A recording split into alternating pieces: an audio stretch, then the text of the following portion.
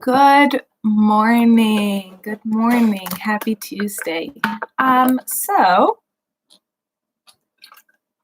yesterday we read the chapter Nicholas Flamel, and there they found out who he was. He was 600 and something years old, 665 or something like that.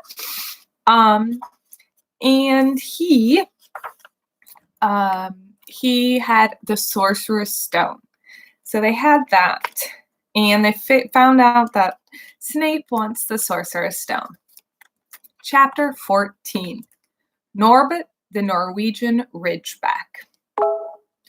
Quirrell, however, must have been braver than they thought.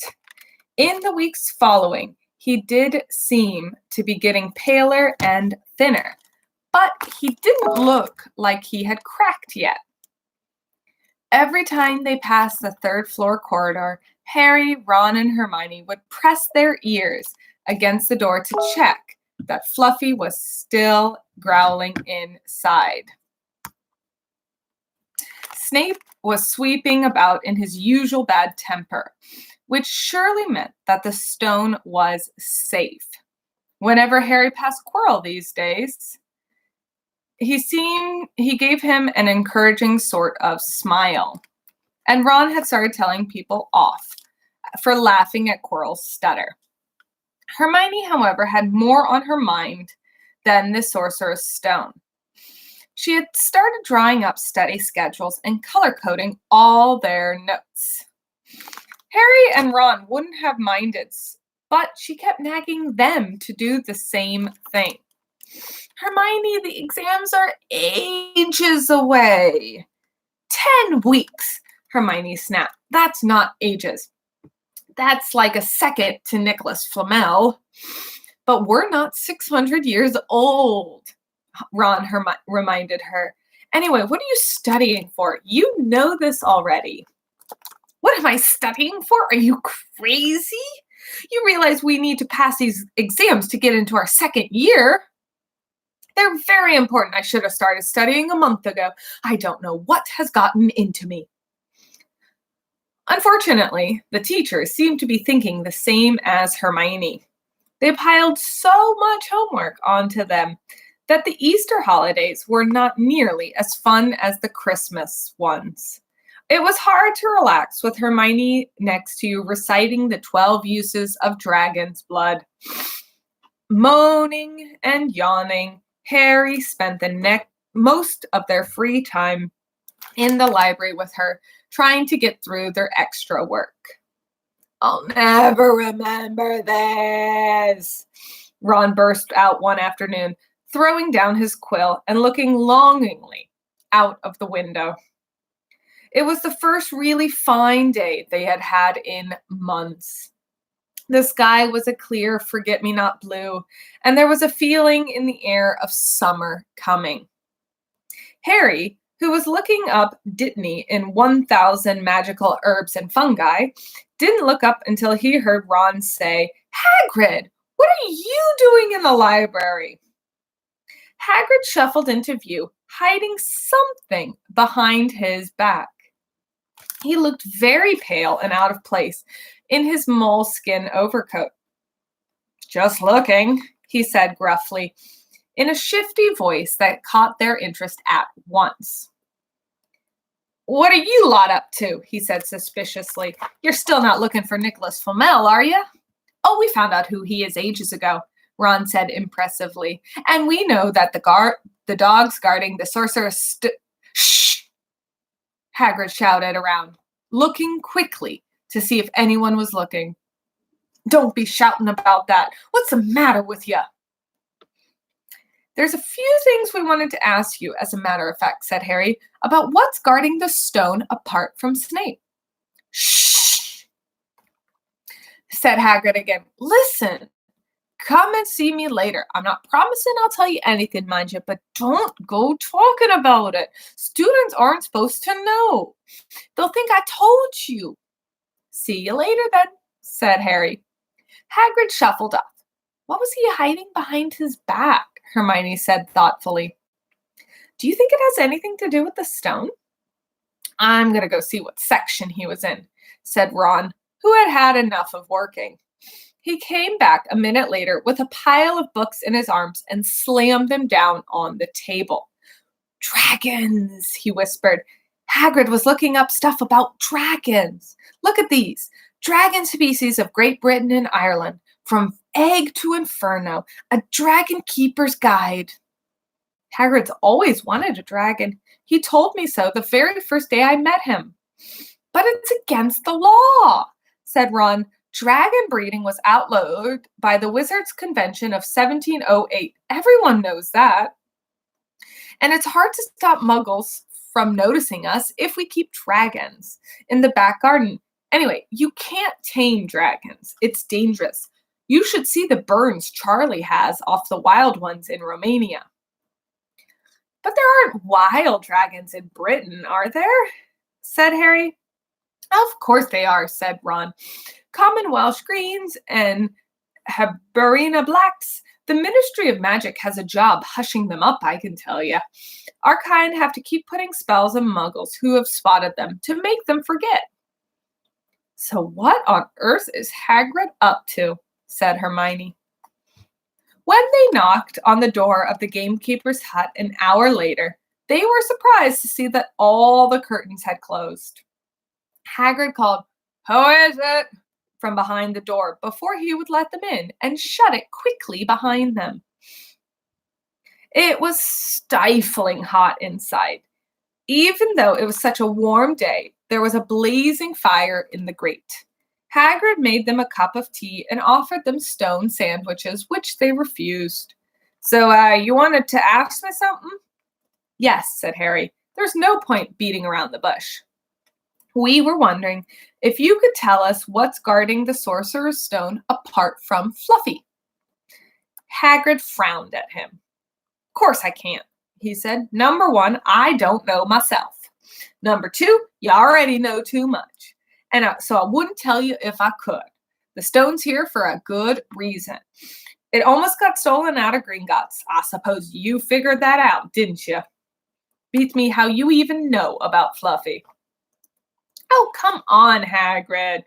You might not want to tell us, but you do know. You know everything that's going on around here, said Hermione in a warm, flattering voice. Hagrid's beard twitched, and they could tell he was smiling. We only wondered who had done the guarding.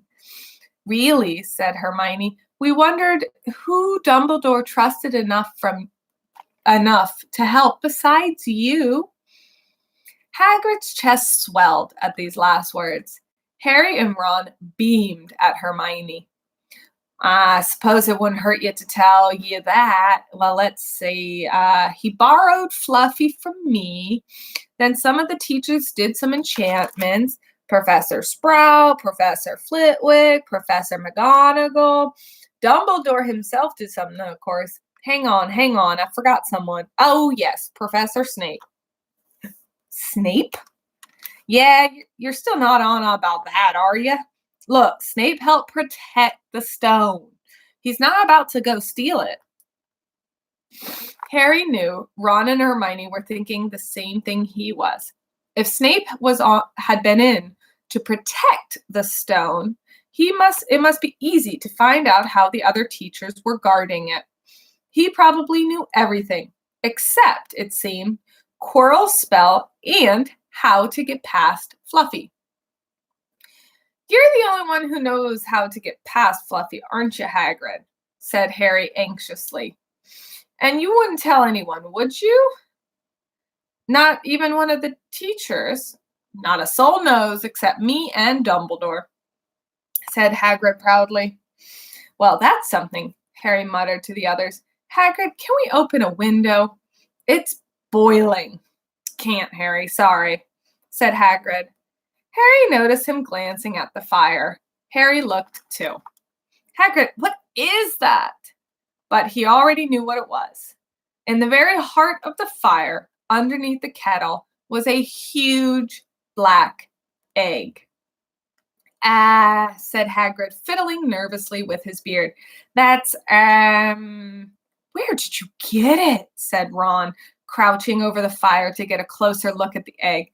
"It must have cost you a fortune." "Won it," said Hagrid, "last night. I was down in the village having a few drinks and got in a card game with a stranger. Think he was quite glad to get rid of it, to be honest." "But what are you going to do with it once it hatches?" said Hermione. "I've been doing a bit of reading," said Hagrid, pulling a large book from under his pillow. "Got this out of the library. Dragon breeding for pleasure and profit. It's a bit out of date, of course, but it's all in here. Keep the egg in the fire because their mother's breath on them. And when they hatch it, feed it a bucket of brandy mixed with chicken's blood every half hour. And see here, here's how to recognize different eggs. The one I've got is a Norwegian Ridgeback. They're rare, them." He looked very pleased with himself, but Hermione didn't. "Hagrid, you live in a wooden hut," she said. Hagrid wasn't listening. He was humming merrily as he stroked the fire. So now they had something else to worry about. What might happen to Hagrid if anyone found out that he was hiding an illegal dragon in his hut? "Wonder what it's like to have a peaceful life," Ron sighed, as evening after evening they struggled to get through all the extra homework. Hermione had started making study schedules for Harry and Ron too. It was driving them nuts. Then one breakfast, Hedwig brought Harry another note from Hagrid. He had only written 2 words. "It's hatching." Then Ron wanted to skip herbology and go straight down to the hut. Hermione wouldn't hear of it. "Hermione, how many times in our lives are we going to see a dragon hatching? We've got lessons and we'll get in trouble. And that's nothing to what's going to happen to Hagrid when somebody finds out what he's doing." "Be quiet," Harry whispered. Malfoy was only a few steps away, and he had stopped dead to listen. How much had he heard? Harry didn't like the look on Malfoy's face at all. Ron and Hermione argued all the way down to herbology, and in the end, Hermione agreed to run down to Hagrid with the other 2 during their morning break. When the bell sounded from the castle at the end of the lesson, the 3 of them dropped their trowels at once, hurried through the grounds to the edge of the forest. Hagrid greeted them, looking flushed and excited. "It's nearly out," he ushered them inside. The egg was lying on the table. There were deep cracks in it. Something was moving inside. A funny clicking noise was coming from it. They all drew their chairs up to the table and watched with bated breath. All at once, there was a scraping noise and the egg split open. A baby dragon flopped onto the table. It wasn't exactly pretty. Harry thought it looked kind of crumpled and like a black umbrella.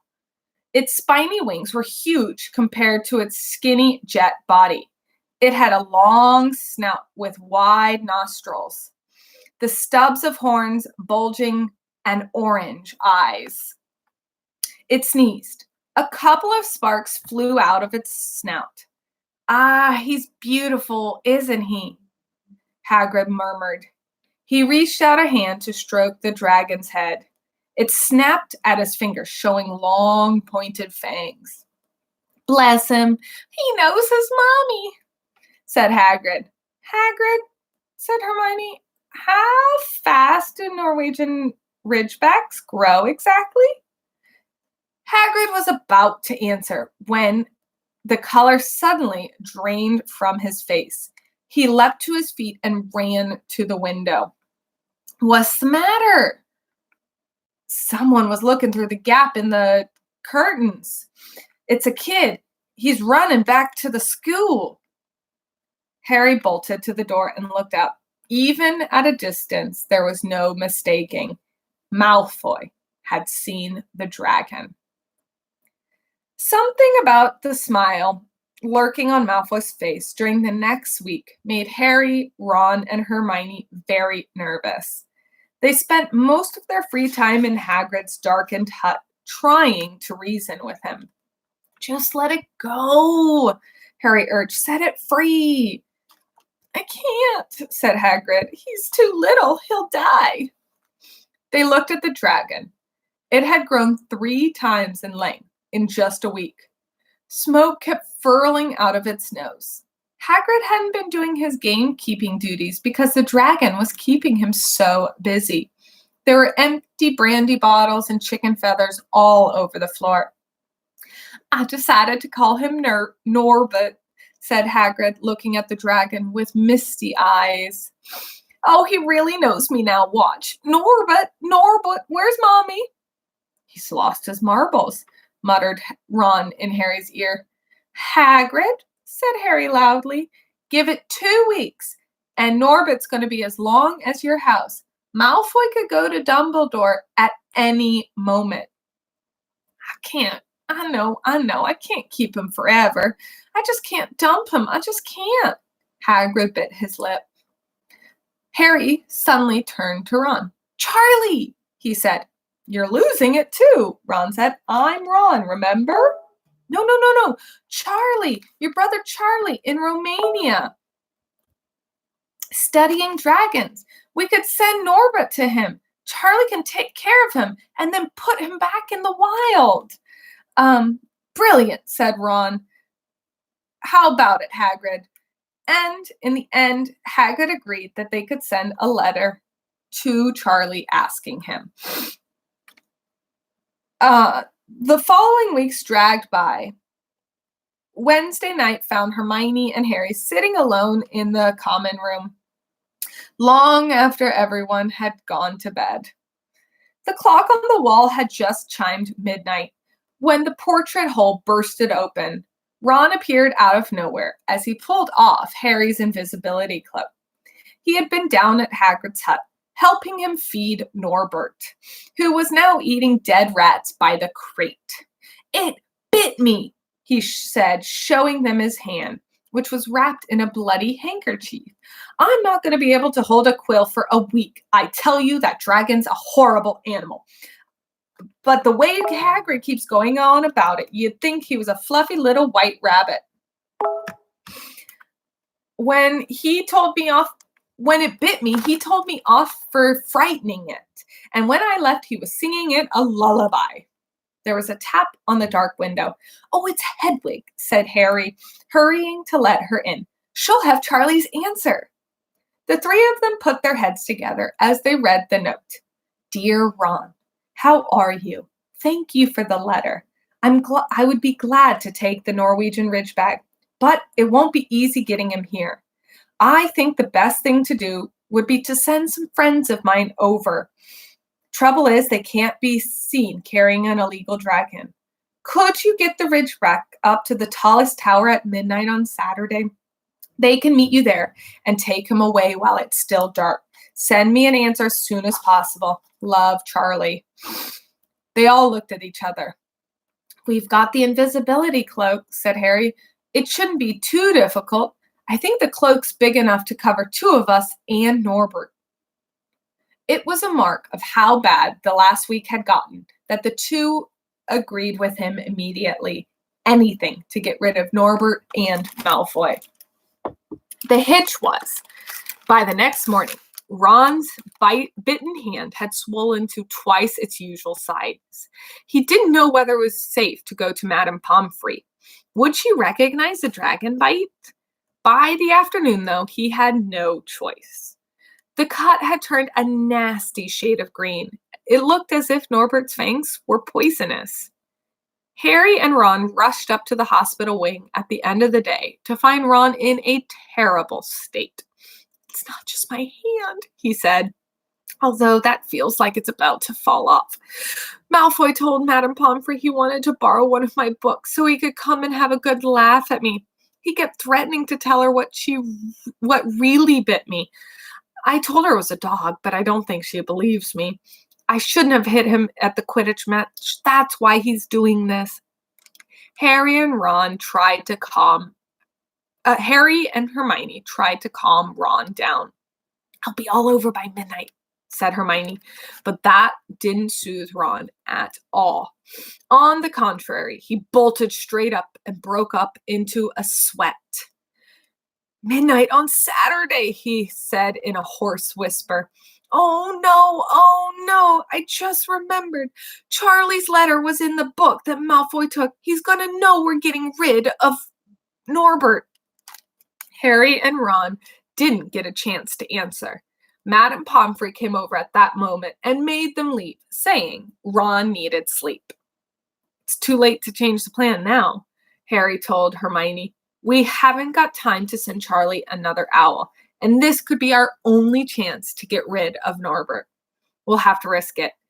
And we do have the invisibility cloak. Malfoy doesn't know about that." They found Fang the Boarhound sitting outside with a bandaged tail when they went to tell Hagrid, who opened the window to talk to them. "I'm not going to let you in," he puffed. "Norbert's in a tricky stage, nothing I can't handle." When they told him about Charlie's letter, his eyes filled with tears, although it might have been because Norbert just bit him. All right. It's just my boot, just playing. He's a baby after all." The baby banged its tail on the wall, making the windows rattle. Harry and Hermione walked back to the castle, feeling as though Saturday couldn't happen quickly enough. They would have felt sorry for Hagrid when the time came for him to say goodbye to Norbert if they hadn't been so worried about what they were about to do. It was a very dark, cloudy night, and they were arriving a bit late at Hagrid's hut because they had to wait for Peeves to get out of the way, where he had been playing tennis against the wall. Hagrid had Norbert packed and ready in a large crate. "He's got lots of rats and brandy for the journey," said Hagrid in a muffled voice, "and I packed him a teddy bear in case he gets lonely." From inside the crate came a ripping noise that sounded to Harry as though the teddy bear was having his head ripped off.